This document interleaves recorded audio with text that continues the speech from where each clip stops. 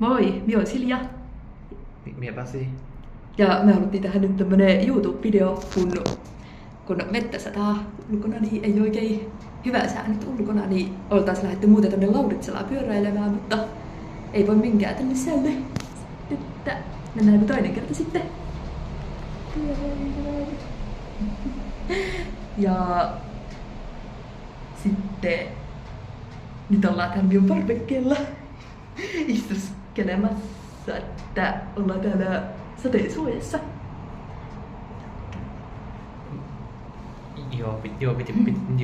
Piti mennä pyörään, mutta ei sallinut sitä, niin tehdään täällä parvekkeella sitten YouTube-video sitten, joka pääteemana on pyörä. Niin. Pääteemana on pyöräily. Pöydänleikki, joka peruuntui, niin se on pääteemana meille tänne. Korttikin mä olin sisällä.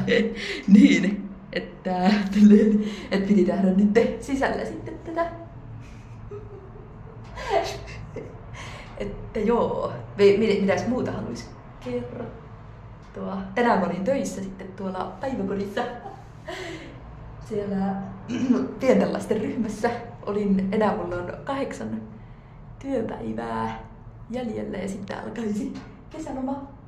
Ja Pasi ei olekaan nyt missään töissä tällä hetkellä, että... Ja töitä ei tullut mitään, että silloin tällä oikein voi tehdä mitään oikein. Niin se on harmi juttu, kun ei pysty nyt tekemään tai mitään, mutta jossain vaiheessa varmaan syksyllä sitten ehkä pystyy, tai pitää hakea sitten johonkin töihin.